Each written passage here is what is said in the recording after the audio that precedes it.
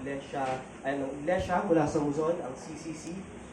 We acknowledge your presence at masaya po kami na muling makasama kayo sa pagsamba sa hapong ito.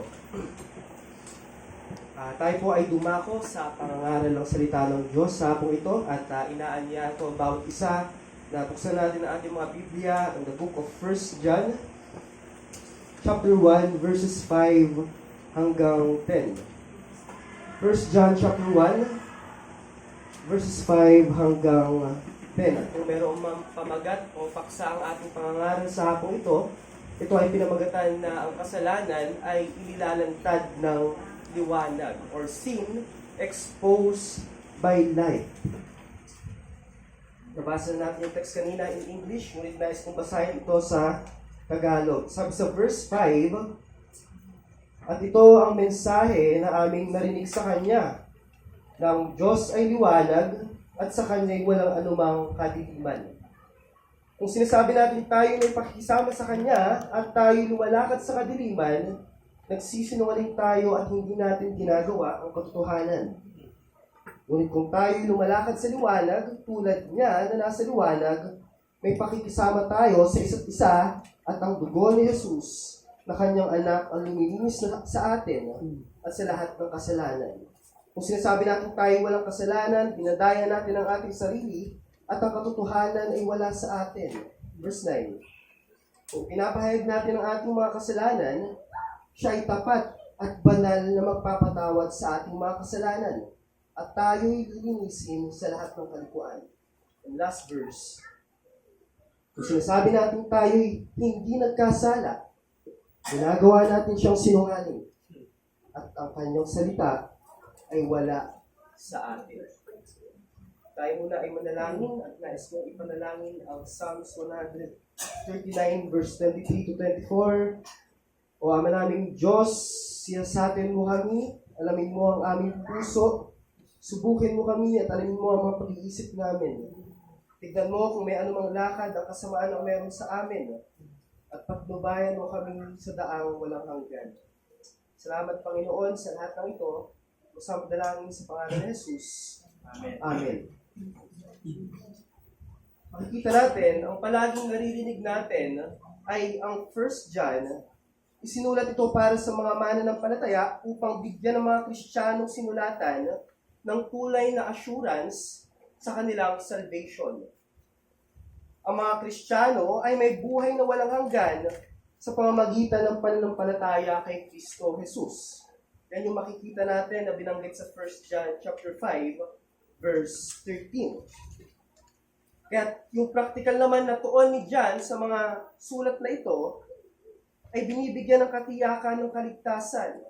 Kaya ano yung practical na tinuturo niya sa mga Kristiyano? Una, sinasabi niya doon na magkaroon kayo ng kagalakan. Hikayatin niyo ang bawat isa sa banal na pamumuhay. O ipaalala niyo sa bawat Kristiyano na pagtibayin yung pag-ibig sa kapatiran at hindi ang pag-ibig sa sanlibutan na wala si Kristo. Sa kabilang banda, ang 1 John ay sinulat din sa mga mananampalataya dahil ang mga false teachers ay nagsimulang pumasok sa mga iglesia.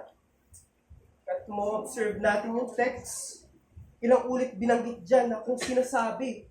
Sa verse 6, kung sinasabi natin. Verse 8, kung sinasabi natin. Verse 10, binanggit ulit, kung sinasabi natin. So, merong mga nagsasabi o nagtuturo ng mga maling katuruan na sinasabi nila sa kabila na meron kayong assurance sa salvation, sinasabi ng mga maling katuruan, pwede kayong may fellowship sa Diyos, pero lumalakad pa rin kayo sa kadiliman. O di naman kaya meron nagtuturo na wala tayong kasalanan. O di naman kaya meron nagtuturo na tayo ay hindi na nagkakasala. Kaya ang response ni John sa mga maling katuruan na ito, sabi, nagsisinungaling at wala ang katotohanan sa Kanya.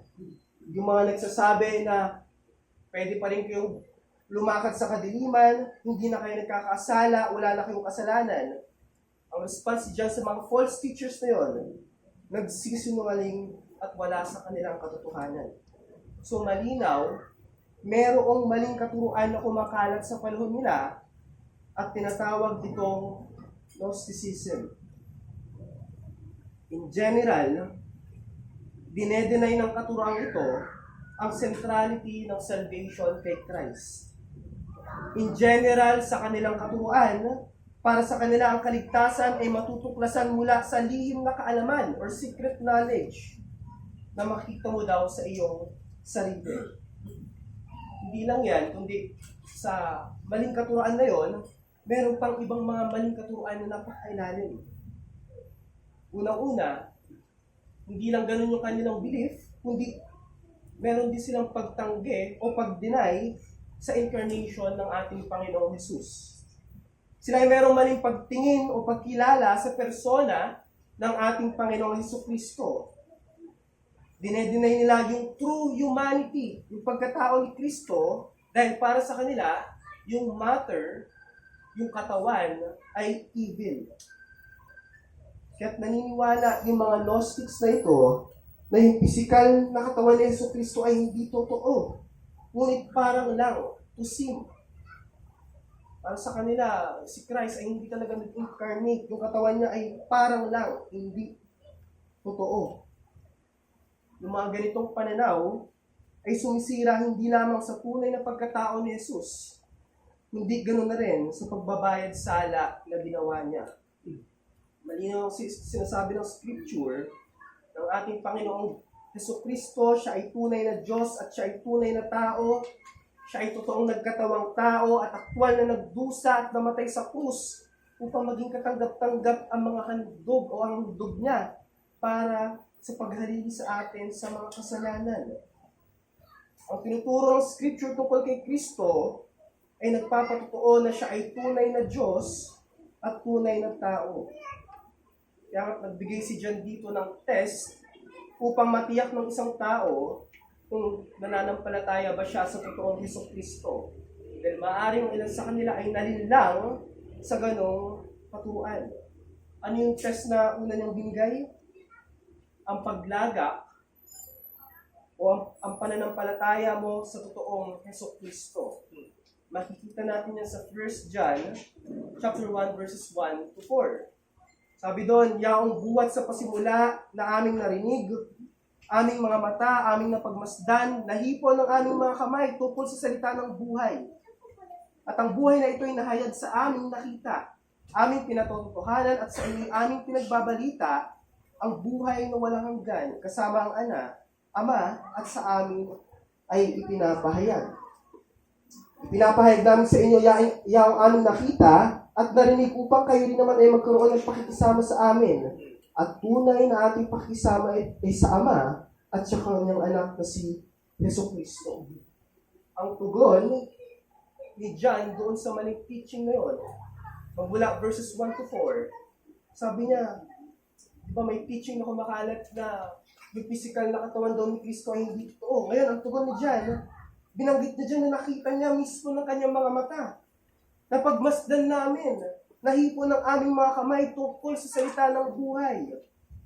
Ang anak ng Diyos na si Hesukristo. At sabi ni John, nahayag sa amin ang kanyang buhay. Nakita namin mismo si Kristo. Nahawakan ng aming mga kamay. At pinatotohanan namin ito sa inyo. Ang pinatutukulan ni John dito ay si Hesukristo.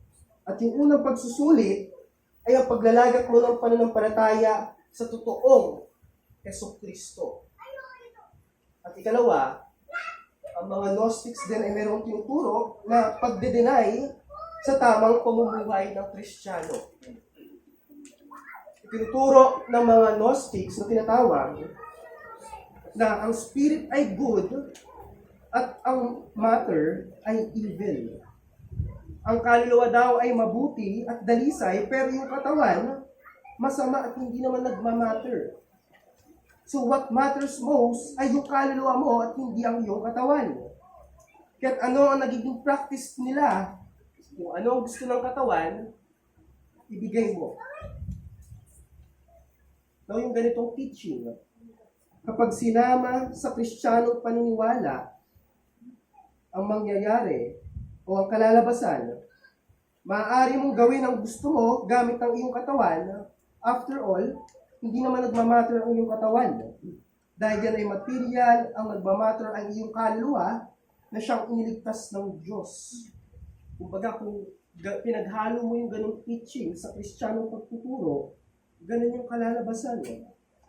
Para huwag ka na mag-alala sa sexual immorality, paglalasing o iba pang kasalanan. Pag ganitong paniniwala ang pinaniwalaan, ang mga Kristiyano ay mamumuhay sa hayag na kasalanan at walang kabanalan. So, ang pinopromote ng false teaching na ito ay immoral lifestyle. But what is the point? Ang bawat Kristiyano ay nasa ilalim ng conviction ng kanyang sariling kasalanan. Ang totoong Kristiyano ay ipinapahayag ang kanyang kasalanan sa Diyos. Hindi lamang isang beses kung saan siya ay naligtas, kundi nagpapatuloy, walang tigil na pagpapahayag ng kasalanan sa kabuuan ng kanyang buhay.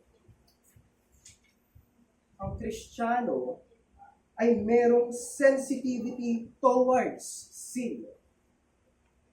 At kung ang banal na spirito ay nananahan sa iyo, nagdadala siya sa iyo ng painful conviction every time you fall into sin. Hindi ka mag-e-enjoy sa kasalanan. Babagabagin ka ng banal na spirito at ganun din ang iyong conscience. Maaari natin tanungin, kailangan ko pa magpatuloy na humingi ng kasalanan? Kung ang lahat ng kasalanan ko ay pinatawad na sa pamamagitan ng ginawa ni Kristo? Well, yes. Pagamat habang buhay ng pinatawad ng kasalanan mo, at sa harapan ng korte ng Diyos ay hinatulang kang not guilty, but remember, ikaw at ako ay may patuloy na relasyon sa Diyos bilang iyong Ama. Nandun yung katotohanan na ang Diyos ay galit sa kasalanan at ikaw at ako ay patuloy na nagkakasala. Dapat itong ipahayag. Dapat itong ihingi ng kapatawaran. At kung hindi mawawala ang kaligtasan mo, pero mawawala ang iyong kagalakan, ang iyong kaseryosohan sa Diyos, at marami pang iba. Kaya ito yung tugon ni John doon sa false teaching na nagpo-promote ng immoral lifestyle. Sabi niya, hindi. Kung ikaw ay isang tunay na Kristiyano, meron kang mataas na pandamdam sa iyong kasalanan sa iyong buhay. Sa katunayan, ang pagiging malapit mo sa Panginoon, na siyang liwanag, mas may expose ang iyong kasalanan at ikaw ay mas magiging aware sa mga kasalanan mo sa iyong buhay. Hindi natin matatanggi ang ating mga kasalanan sa harap niya. Why? Sapagkat ikaw at ako ay merong fellowship sa perpektong Diyos. Sa kabila nun, ikaw at ako ay hindi perpekto. Merong mga kahinaan, merong mga pagkukulang at mga kasalanan. At yung pakikisama natin sa Kanya, yung fellowship natin sa Kanya, yun yung nag-expose yung mga kasalanan natin. At nung may mensahe man ako nais ihatid sa inyo sa ako ito, ay ito. Sa ating pakikisama sa Diyos, nalalantad ang ating mga kasalanan. Ngunit tayo ay inaanyayahan sa kapatawaran at paglilinis ng kasalanan sa pamamagitan ni Kristo Jesus. Again, sa ating fellowship sa Diyos, nalalantad ang ating mga kasalanan, ngunit tayo ay inaanyayahan sa kapatawaran at paglilinis ng kasalanan sa pamamagitan ni Kristo Jesus. At dalawang punto ang nais kong ihatid sa inyo. Una, ang liwanag ay naglalantad. Yan yung makikita natin sa verses 5 hanggang 8. Ang liwanag ay naglalantad. Sinimula ni John ang mga verses na ito sa pagdedeclare na ang Diyos ang pamantayan kung saan lahat tayo ay susukatin. Sinabi niya yung kanyang message na dala-dala niya, hindi ito galing sa kanya, kundi galing sa Panginoong Jesucristo. At ano ang mensahe yun? God is light, o ang Diyos ay liwanag. Si John ay gumagamit dito ng isang metaphor at ang paggamit niya ng salitang light o liwanag ay hindi na bago. Dahil in the Gospel of John ay paulit-ulit yung ginagamit ang salitang liwanag. Padaanan natin sa ating mga mata sa John chapter 1 verse 5, sinasabi doon, ang liwanag ay lumiliwanag sa kadiliman. John 1:6, si John ay dumating upang magpatotoo sa liwanag. John 3:19, ang liwanag ay dumating sa sanlibutan at ang mga tao ay mas mahal ang kadiliman kaysa sa liwanag. John 3:20, ang lahat ng gumagawa ng masasama ay napopoot sa liwanag. And John 8:12, sinabi ni Christ, I am the light of the world. So sa mga talata na binasa natin, makikita natin yung konsepto ng pagsasalungat ng liwanag at kadiliman. Ang light and darkness ay magkasalungat. Pag merong liwanag, walang kadiliman. Kapag may kadiliman, walang liwanag. At kung papaano ito nilalarawan ng Scripture, yung light ay nilalarawan bilang isang positive at ang darkness ay negative.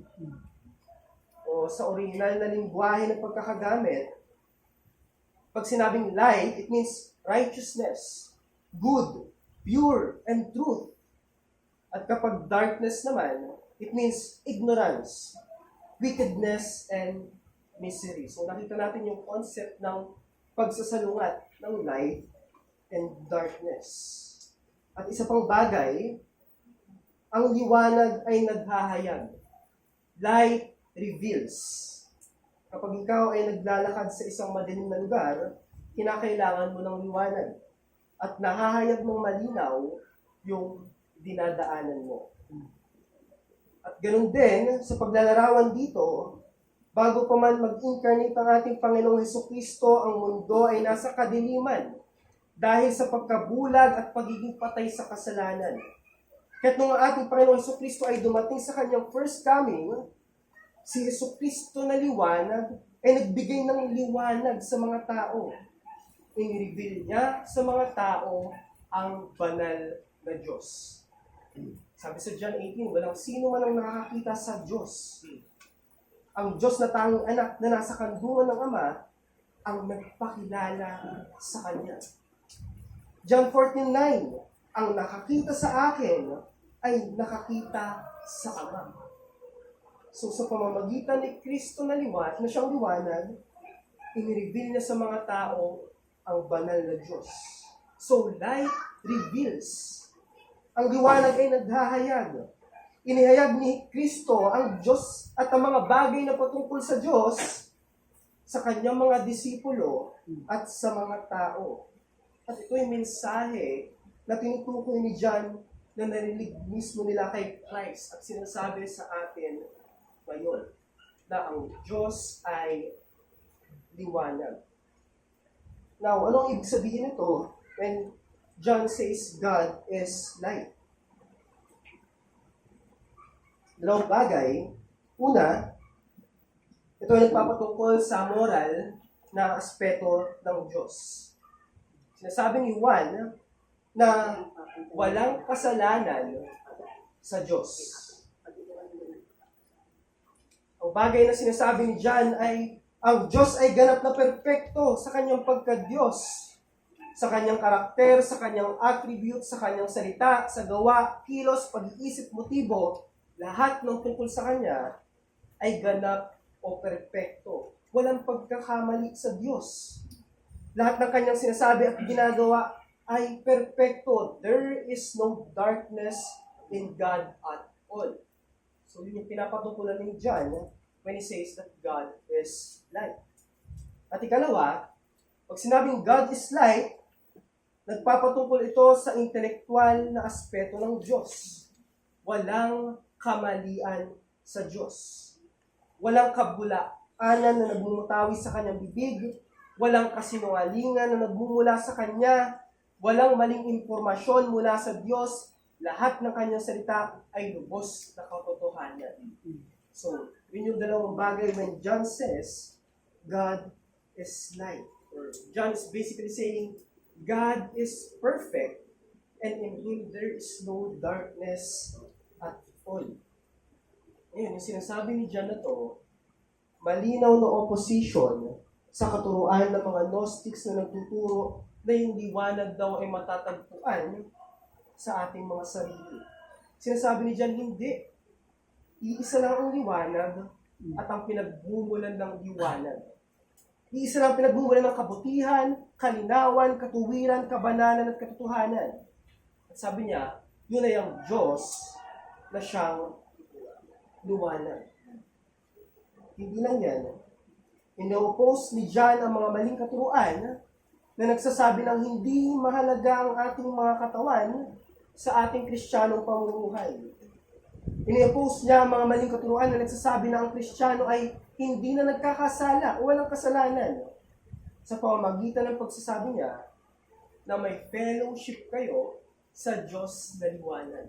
May fellowship kayo sa Diyos na perfecto. At ano yung point nito? Ibig sabihin, kung sino man ang lumalapit at lumalakad kasama ang Diyos sa pamamagitan ng pananampalataya, dahil ang Diyos ay liwanag, ang liwanag na ito ay ine-expose ang kasalanan sa ating buhay. Hindi lang inihahayag ng liwanag ang mga bagay na tungkol sa Diyos, kundi inilalantid din ng liwanag yung katatayuan natin sa harapan niya. It reveals. Ang Diyos ay perfect sa kanyang kabanalan, tayo ay hindi perfect. Tayo ay binabanal. Ang Diyos ay perfect sa kanyang pag-ibig, awa, habag, kabutihan at iba pa. At tayo ay hindi perfecto sa mga bagay na yun. And yet, may fellowship tayo sa Kanya sa pamamagitan ni Jesucristo. At yung fellowship na yun, yun yung dahilan kung bakit tayo nagiging aware sa ating mga kakulangan, kalabisan at kasalanan. But what is the point? Kung ikaw ay hindi aware sa mga kasalanan sa iyong buhay, ito ay dahil milya-milya ang layo mo sa Diyos. Ngunit kung ikaw ay pakikisama sa Diyos at malapit sa paglakad sa Kanya, meron kang mataas na pakiramdam sa iyong kasalanan dahil malapit ka sa liwanag. Basahin natin ang John chapter 3, verse 19 to 20.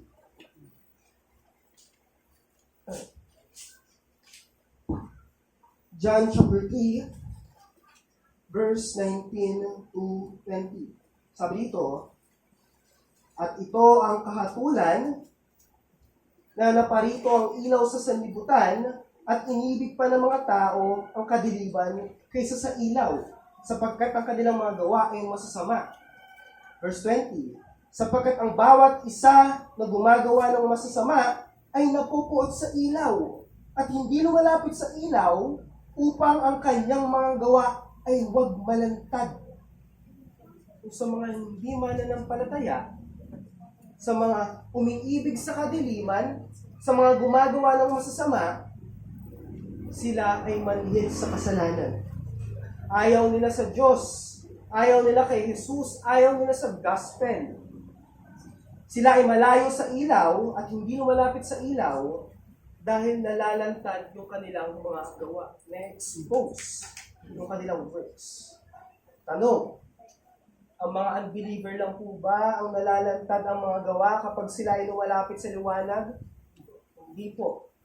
Kahit mismo ang mga mananampalataya, kapag sila ay lumalapit sa liwanag, nalalantad ang kanilang mga gawa. Basahin natin sa verse 20. John chapter 3, verse 20. Verse 21, sorry. Patuloy natin.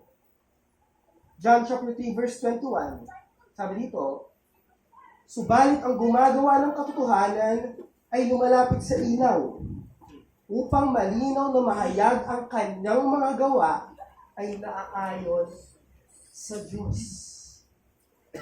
So, ikaw at ako ay lumalapit sa ilaw upang malinaw na mahayag yung mga gawa natin. Kung ito ba ay naaayon sa Diyos, alam natin na ang mga gawa natin ay hindi palaging naayon sa Diyos. At doon, nalalantad ang ating mga kasalanan. Sa pangbagay, sa bawat pag-utilize natin ng means of grace, nandyan ang pagkalantad sa ating mga kasalanan. Kapag ikaw ay nananalangin, di ba't ipinapahayag mo ang iyong mga kasalanan sa Diyos? Hindi ba't humihingi ka ng kapatawaran sa Kanya? Kapag binabasa mo ang Kanyang salita at minimeditate mo ito, hindi ba't sinasambulat sa iyo ng salita ang iyong pagkukulang at pagkakasala? Hindi ba't sa pakikinig mo sa pangangaral ng salita, nalalantad din ang iyong pagkakasala? Kung minsan, galit ka pa sa preacher dahil nabanggit niya sa pangangaral niya yung kasalanan mo. Ngunit ikaw nais kong pansinin natin. Kung ang mga mangangaral ay pinapangaral ng salita ng Diyos na may katapatan, sabihin ko sa iyo, yan ay mensahe ng Diyos sa iyo. Ginagawa ng salita ng Diyos ang layunin na ito na i-expose ang iyong kasalanan. At kasabay nito ay ang pagkilos ng banal na spirito na i-convict ka sa iyong kasalanan. So kung minsan ang pag-uugali natin, doon ko itong mangaral na ito parang pinapatamaan ako. Inilantad, nabanggit niya yung kasalanan ko sa kanyang pangangaral. No. Kung ang preacher ay nangangaral faithfully, ang salitang pinangangaral niya, ginagawa ang layunin nito na expose ang iyong sin. Kasabay nun, ang pagkilos ng banal na spirito na i-convict ka sa mga kasalanan mo. O di naman kaya kapag nakikinig tayo ng mensahe ng pangangaral, binibigyan natin ng tuon ng kasalanan ng iba. Pag nakapakinig tayo sa preaching, may nabanggit na kasalanan, ay, hindi ako yan. Si brother ganyan yan, si sister ganyan yan. Ngunit hindi. Bagamat ay ang pangangaral ay general, tanggapin mo ito bilang personal na mensahe ng Diyos sa iyo. Huwag kang magturo. Ang mensahe ay para sa iyo. Ang paglalantad ng kasalanan ay para sa iyo. Ang pagtatama ay para sa iyo. At maging ang comfort para sa iyo. Hindi lang yan. Even in our Lord's Supper, bago tayo nagpa-partake, ay meron tayong confessions of sin. So, at maging sa ibang means of grace, nandyan ang paglalantad ng ating mga pagkukulang at kasalanan sa harapan ng Diyos. So, what is the point? Walang sino man ang makapagsasabi sa atin na wala tayong kasalanan o hindi na tayo nagkakasala. Kung ganyan ang tingin mo, kung sabi dito ni Juan, tinadaya mo ang sarili mo, sinungaling ka, at wala sa iyo ang katotohanan. Or, wala kang tunay na fellowship sa Diyos. Yun yung malinaw na address ni John sa mga false teachers that time at sa mga naniniwala sa kanila. Inulit niyan, verse 6, verse 8, verse 10. At I believe, kinakailangan nilang ma-address. Dahil ikapapahamak nila o sila ay napapahamak na sa ganung klaseng paniniwala. Kaya't malinaw yung paghiwalay na ginawa ni John dito. Black and white. Ikaw ay maaaring nasa kadiliman, ikaw ay maaaring nasa liwanag. Walang nasa gitna.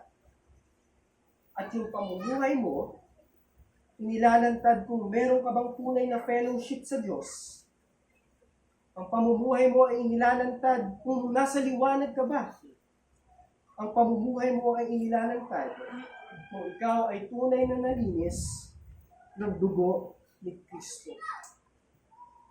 Kung ang direksyon at takbo ng iyong buhay ay ungodly living, naniniwala ka sa hindi katotohanan, iniibig ang kasamaan at karumihan, pinapakita nito na wala kang tunay na fellowship sa Diyos at hindi kailanman nalinis ng banal na dugo ni Kristo. Ngunit kung ikaw ay mayroong tunay na fellowship sa Diyos at tunay na nalinis ng banal na dugo ni Kristo, sabi ni Juan, nasa landas ka dapat ng liwanag. Ikaw ay nasa landas ng katotohanan. Naghahangad at lumalakad sa kabanalan. Nabubuhay na may pagnanais na magbigay ng kaluguran sa Diyos. Sabi ng ating Panginoon sa John 8:12, muling salita sa kanila si Jesus, "Ako ang ilaw ng sanlibutan, at ang sumusunod sa akin ay hindi kailanman lalakad sa kadiliman, kundi magkakaroon ng ilaw sa kanyang buhay." Ito anong aplikasyon? Kung nalalantad naman pala yung mga kasalanan natin sa harapan ng Diyos, mas ano yung aplikasyon natin na siyang may fellowship sa Diyos? Kung ating mga kasalanan ay nalalantad sa ating fellowship sa Diyos, magkaroon ka ng paningin sa iyong kasalanan. Tignan mo ang mga kasalanang ito. Ang problema natin, ang mga tao ay natatakpan ng kamangmangan at pagmamahal sa sarili. Huwag mong hayaan na mabulag ka ng pleasures ng mga kasalanan na ito o maging pagmamahal mo sa iyong sarili. O di naman kaya marami sa atin ang nagiging espiya sa pagkakamali ng iba, ngunit walang nakikitang pagkakamali sa sarili. Wala ka bang mga kasalanan? Wala ka bang pagkukulang? Bagamat merong tamang approach patungkol sa kasalanan ng iba, pero hindi yung point ko dito. Ang point ko, ikaw at ako ay may pakikisama sa Diyos na liwanag, at sa pakikisama na ito, nalalantad ang ating mga karumihan at kasalanan. Tignan mo ito. Pansinin mo ito. Huwag mong baliwalain, huwag mong pagtakpan.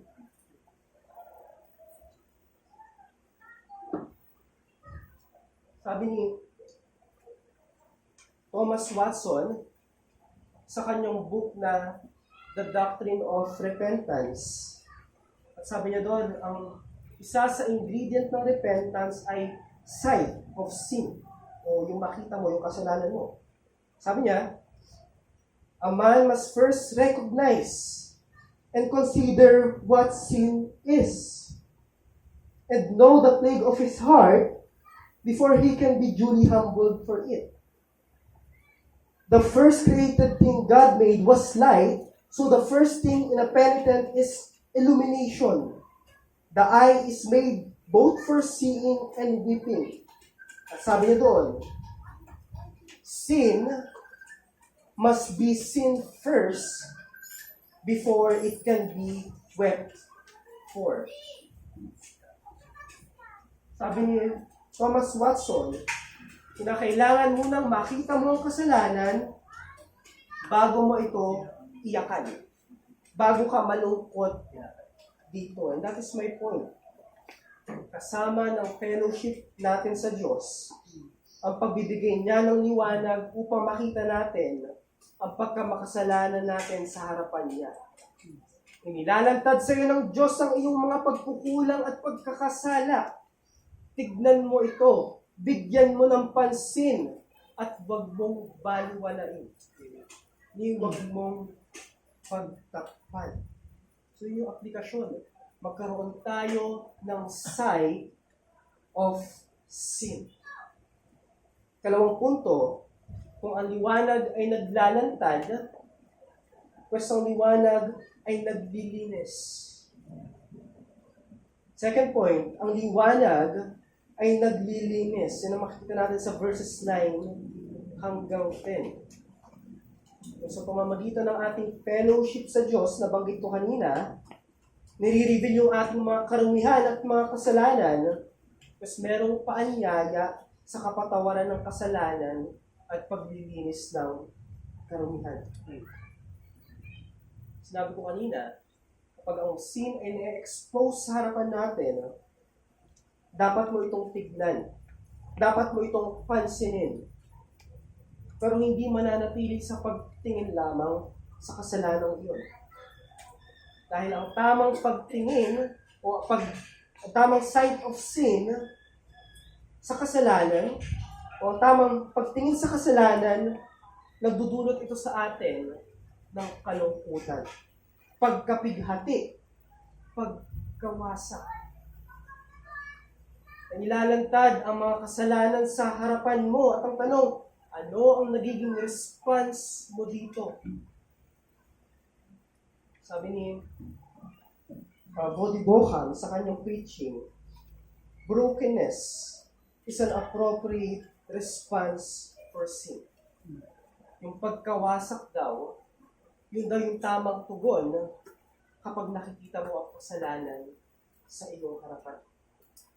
No, sinumbat ni Prophet Nathan kay David ang kanyang pagkakasala ng murder and adultery. Walang ibang naging tugon si David kundi brokenness. Bakit? Dahil siya ay nagkasala sa Diyos. Basahin natin sa Psalms 51. Sa Psalms 51, verses 1 to 4. Sabi dito, maawa ka sa akin, O Diyos, ayon sa tapat na pag-ibig. Ayon sa iyong saganang kaawaan ay pawiin mo ang aking paglabag. Hugasan mo akong lubos sa aking mga kasamaan.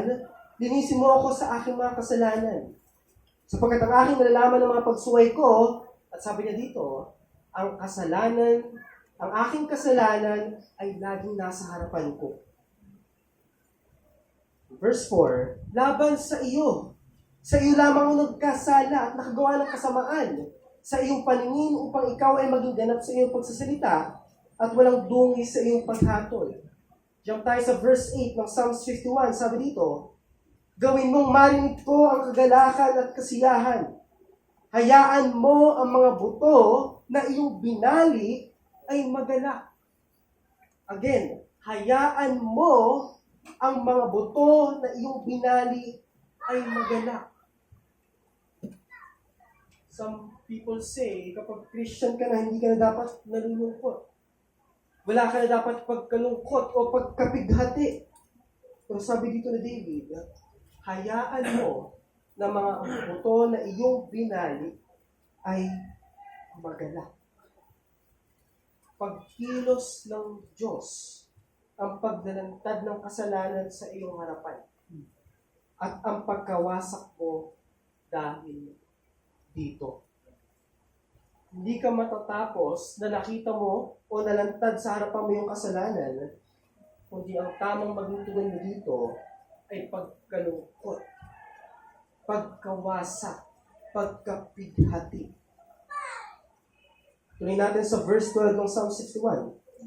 Sabi niya dito, ibalik mo sa akin ang kagalakan ng iyong pagliligtas at alalayan ako ng mga espiritong nagnanais. And jump to verse 17. Sabi niya dito, ang mga hain sa Diyos ay bagbag na diwa. Isang bagbag at nagsisising puso, o Diyos ay hindi mo hahamakin. So napakalinaw. Walang ibang naging response si David when he committed sin, kundi brokenness. Pagkawasak.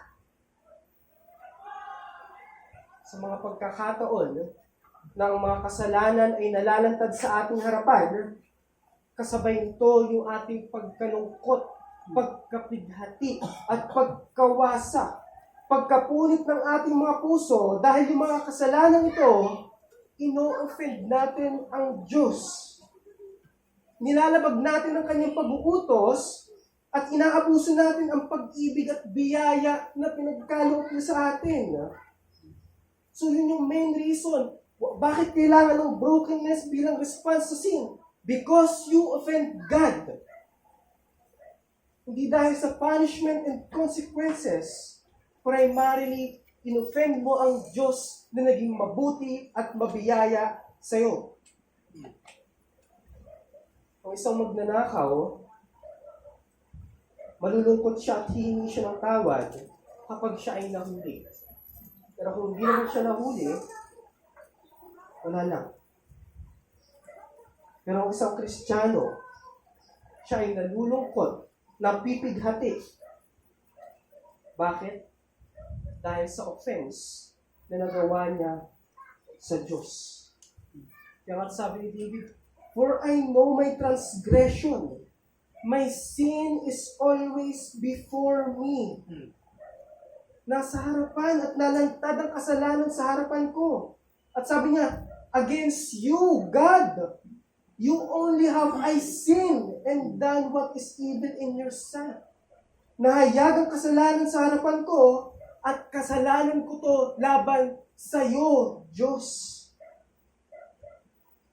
Ganun ang kanyang naging tugon nung nasambulat sa kanya ang kanyang mga pagkakasala. Narito, nalalantad sa ating harapan ang ating mga kasalanan.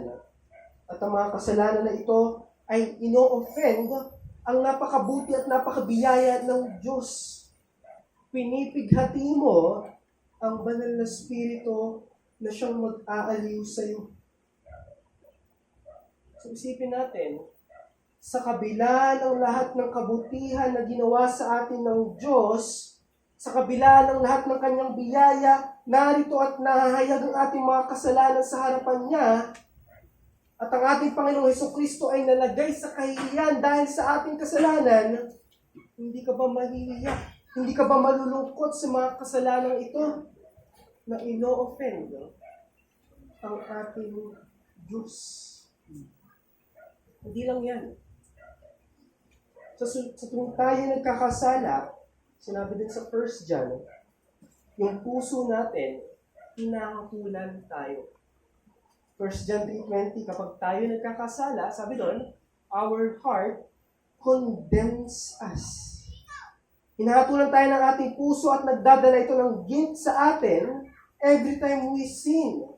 We even ask ourselves, Kristiyano ba talaga ako? Bakit nagagawa ko pa yung mga bagay na ito? O kung minsan, nagdudulot pa ng pagdududa, hindi dahil sa person at sa ginawa ni Christ, kundi sa mga kasalanan na nalalantad sa ating harapan. Yun yung paghahatol na ginagawa ng ating puso. But what is the point? Ang mga kasalanan na nalalantad sa ating harapan ay isa sa mga struggles na nagdudulot sa atin ng pagkalungkot, pagkapighati, pagkawasak, at pagkahiya. Alam nyo, walang ibang solusyon, walang ibang lunas sa problemang ito, kundi ang ating Panginoong Hesukristo na siyang liwanag at maglilinis ng lahat ng kasalanan ito.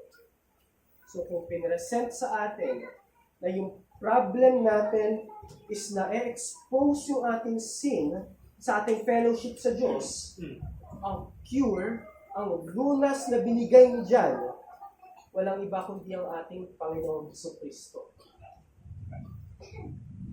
Kaya sa bawat problema na kinakaharap ng isang Kristiyano, walang ibang lunas kundi ang ating Panginoong Hesukristo. Dahil kung ang liwanag ay naglalantad, ang liwanag ay naglilinis din. Merong tinatawag na UV light or ultraviolet light.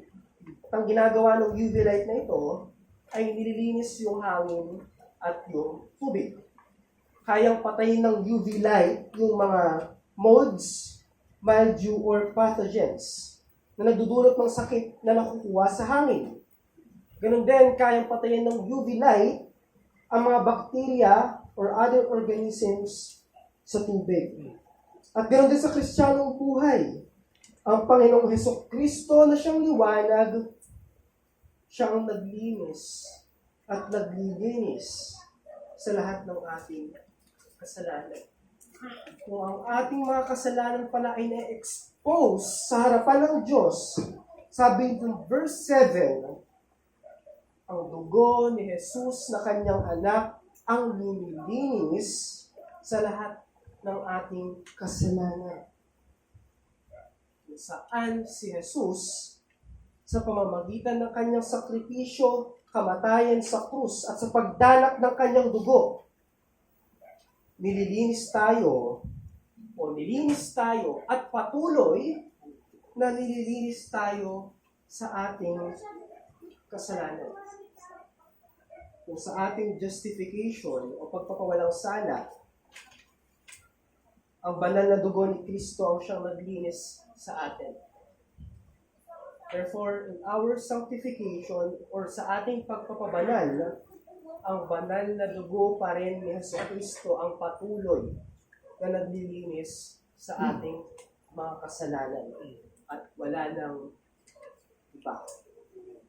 So sa anuman o sa bawat kasalanan, merong bisa ang banal na dugo ni Kristo na dumanak sa krus upang linisin, alisin ang kasalanan ito at gawin tayong dalisay. Anumang bahid ng kasalanan, kaya itong linisin at alisin ng banal na dugo ni Kristo. So ang nag-iisang lunas sa mga kasalanang nalalantad sa ating harapan, walang iba kundi si Jesucristo. 1 John chapter 2 verses 1 to 2, sabi niya dito, mga munti kong anak, ang mga bagay na ito ay sinulat sa inyo upang huwag kayong magkasala. Ngunit kung ang sino man ay magkasala, tayo ay may tagapagtanggol sa harapan ng Ama, si Jesucristo na siyang matuwid. Kung si Pablo ay nag-i-struggle sa kanyang indwelling sin o sa kasalanan na nananahan sa kanya, ano ang naging conclusion niya? Romans 7:25, ngunit salamat sa Diyos sa pamamagitan ni Jesucristo na Panginoon natin. At ang lahat ng ito ay comfort sa atin. Hindi ito encouragement na okay lang magkasala, andyan naman ang banal na dugo ni Kristo, andyan naman ang kapatawaran. Hindi encouragement sa ganun. Ngunit ito ay comfort sa atin na sa kabila ng tayo ay nahuhulog sa kasalanan, nandyan ang banal na dugo ni Jesucristo para linisin tayo. Kung tayo ay hinahatulan ng ating mga puso sa ating pagkakasala, well, God is greater than our hearts. At ang Diyos na mas dakila sa ating puso, siya ay faithful and just para patawarin at linisin tayo kung ipinapahayag natin ang mga kasalanan natin sa Kanya. Tapat siya sa Kanyang pangako, maging sa kapatawaran ng kasalanan sa sino mang humihingi ito. At siya ay just na patawarin tayo sa mga kasalanan simply because yung kabayaran at ang kaparusahan ng kasalanan ay binuhos niya sa ating Panginoong Jesucristo alang-alang sa mga taong sumampalataya sa Kanya. So yung pala yung cause. Nakatatanggap tayo ng kapatawaran sa lahat ng kasalanan at yun ay dahil sa sakripisyong ginawa ni Kristo Jesus. Napakaganda. Pagkatapos, isang bulat sa atin, sa ating fellowship na i-expose ang ating mga kasalanan at pagkukulang, napakaganda ng comfort na binigay ni John. Ang banal na dugo ni Jesucristo ang naglilinis sa lahat ng iyong kasalanan. At ang Diyos ay tapat at just para patawarin ang sino mang nagpapahayag ng kasalanan sa Kanya. At ano ang aplikasyon at paanyaya ng mga bagay na ito? Kung nalalantad ang ating mga kasalanan sa ating harapan, at nagdudulot ito sa atin ng conviction, pagkawasak, pagkalungkot. Nandiyan ang banal na dugo ni Jesucristo na siyang naglilinis sa atin, at nandiyan ang pangako ng Diyos na kapatawaran. Pues, ang aplikasyon, ipahayag mo ang iyong mga kasalanan sa ating Diyos. Napakalinaw sa verse 9. We confess our sin. God is faithful and just para patawarin tayo sa mga kasalanan. Huwag mo itong baliwalain. Huwag mo itong pagtakpan. Ipahayag mo ang lahat ng ito sa ating Diyos. Hindi dahil sa hindi ito alam ng Diyos, nalalaman ng Diyos ang lahat. But it means you are to agree with it, to admit. Sabi ni Thomas Watson, confession is self-accusing. Lumapit ka sa Diyos, ipahayag mo ang iyong kasalanan, akusahan mo ang iyong sarili sa kasalanang ito. Huwag kang magturo ng iba, walang ibang accountable sa kasalanan ng iyong kinumit, kundi ang iyong sarili. Ipahayag mo sa Diyos ang iyong kasalanan ng may pagkukusa. Hindi dahil in-expose sa harapan mo o sa harapan ng maraming tao, saka ka lang magko-confess ng iyong kasalanan. O di naman kaya dahil dumating na yung consequence o yung punishment sa iyo, saka ka lang nalapit sa Diyos upang ipahayag ang iyong kasalanan. Ipahayag mo sa iyong Diyos ang iyong kasalanan ng may sinseridad. Ang isang hipokrito, maaaring nagko-confess siya ng sin, pero mahal pa rin niya yung sin na yun. I remember, sa aking nabasa, si Augustine bago sa kanyang conversion, sabi niya, pinapahayag daw niya yung kasalanan niya sa harapan ng Diyos at humihingi siya ng kalakasan laban sa kanyang kasalanan. Pero yung puso niya, bumubulong, wag muna, Panginoon. Wag muna. Sapagkat masyado pang maaga para iwan ang kasalanan. So sa pagpapahayag ng kasalanan, kasabay ng ating dila o pagkukonfess natin, kasabay nun ng ating puso, ikaw ay kumbinsido na ang mga kasalanan ng iyong ipinapahayag sa Diyos ay dapat kasuklaman at dapat talikuran. Ikatlo, ipahayag mo sa Diyos ang iyong mga partikular na mga kasalanan. Ang isang makasalanan ay maaaring acknowledge sa kanyang harapan ng Diyos na makasalanan siya in general. Or we can pray na, Lord, patawarin mo ako sa mga kasalanan ko. Amen. Ano yun? Ano yung mga kasalanan na yun? But we must confess our sins, even in our prayer. We must confess it particularly. Ipahayag mo at i-acknowledge mo yung mga kasalanan particularly. At ikaapat, ipahayag mo sa Diyos ang iyong mga kasalanan na may pagnanais o may pagpapasya na hindi na uulitin ito. Ang ilan ay nagko-confess ng kanilang sin sa kanilang prayer sa Diyos, pero after nun, bumabalik lang ulit sa pag-commit ng kasalanan. Tatandaan natin sa lumang tipan, nung si Paraon sa Exodus 9, ipinahayag niya na nagkasala siya sa Diyos, pero nung nakita niya na yung yelong ulan at yung mga kulog ay tumigil, muli niyang ginawa yung mga kasalanan na yun at pinagmatigas niya ang kanyang puso. This is the point. Kung sinusuka natin ang ating kasalanan sa pagkukumpisal sa ating Diyos, hindi na dapat natin balikan yung suka na ito. We confess our sin, nandun dapat yung desire natin na talikuran at huwag nang magawa ang kasalanan ito. Bakit ko isa-isa ito? Napakadali lang mag-confess eh. Napakadali lang sabihin sa prayer ang mga kasalanan natin. Pero walang saysay ito kung hindi ito kasama yung puso natin na may pagnanais na talikuran ang kasalanan. Ang confession of our sins ay means para tayo ay i-humble. Tayo na anak ng Diyos, bagamat tayo ay gumagawa ng mabuti, kinikilala pa rin natin ang ating sarili na may pagkukulang at kasamaan. At ililalayo tayo nito sa pagmamataas. Sa pagpapahayag natin ng kasalanan, mas lalong nagiging precious sa atin si Christ.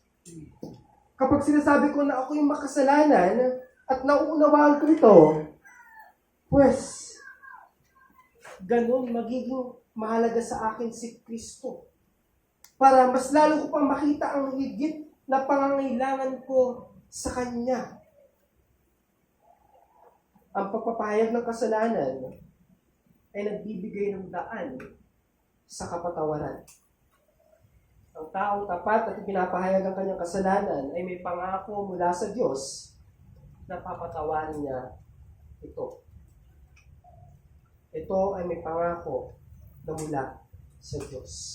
And lastly, ang papapahayag sa kasalanan, ang confession of our sins, ito ay nagbibigay ng kaluwalhatian sa ating Diyos.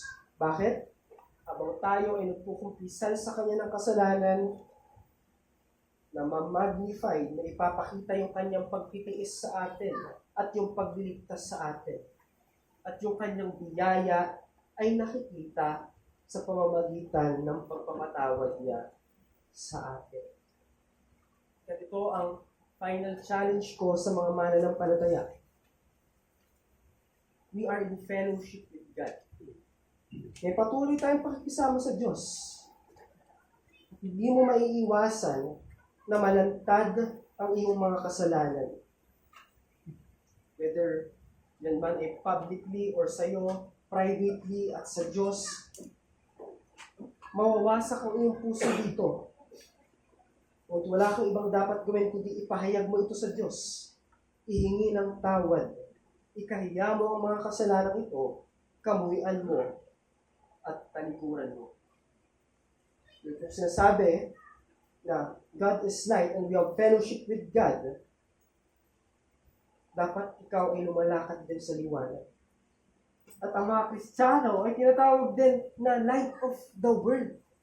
Nakikita dapat sa iyo yung liwanag na yun. Ikaw ay naghahatid sa kanila ng liwanag patungkol sa ating Panginoon. At ang hamon, para sa mga hindi sumasampalataya, hindi pa mananampalataya, anong dahilan ng hindi mo pagsampalataya? Lantad ang iyong kasalanan. Hindi mo ito matatago. Hindi mo ito matatakbuhan. Ikaw ay napapahamak na at patungo ka sa higit pang kapahamakan. Pero sa kabila ng lahat ng ito, ang mabuti at mabiyayang Diyos ay nag-aalok ng kapatawaran ng kasalanan at yan ay sa pamamagitan ng pagpapahayag at pagsisisi sa iyong kasalanan at pagsampalataya kay Kristo at sa ginawa niyang pagbabayad sala. Meron ka ba bang higit na nakikita? Meron ka pa ba mas greater than Christ na nakikita sa iyong buhay? Nawa ay maging tugon natin, ang naging tugon ni Pedro, Panginoon, kanino kami pupunta? Ikaw ang may mga salita ng buhay ng walang hanggan. Or, Panginoon, kanino kami pupunta? Nasa iyo ang kapatawaran ng kasalanan at kaligtasan mula sa kapahamakan.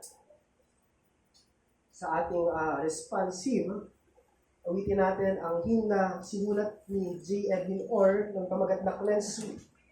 Sabi doon sa first verse, sabi doon, "Search me, O God, and know my heart today. Try me, O Savior, and know my thoughts, I pray. See if there be some wicked way in me. Cleanse me from every sin, and set me free." Tayo po ay manalangin. O aming Diyos, sa aming Ama na nasa langit, kami ay muli nagpapasalamat sa oras na ito na kung saan ang inyong salita ay napangaral. Sa oras na ito, salamat Panginoon sa mensahe at sa katotohanan na kami ay patuloy na fellowship sa inyo. Sa kabila nun, ang mga kasalanan, pagkukulang, maging ang aming pagmamalabis o pagiging kampante ay nahahayag sa inyong harapan. Mga bagay na ito ay hinihingi namin ng kapatawaran at salamat o Diyos sapagkat ikaw din ang nagkaloob ng mga bagay upang kami ay napatawad sa mga bagay na ito. Nawa ay maging katotohanan sa amin ang mensaheng ito at ganun din ay maipakita na namin ito, maging liwanag kami ng sanlibutan bilang kami ay mayroong fellowship sa liwanag at yun ay ikaw o Diyos. Maraming pong salamat muli at patawarin niyo kami sa aming mga pagkakasala na nagagawa namin laban sa inyo at sa aming kapwa. Kung sa dalangin sa pangalan ni Jesus. Amen.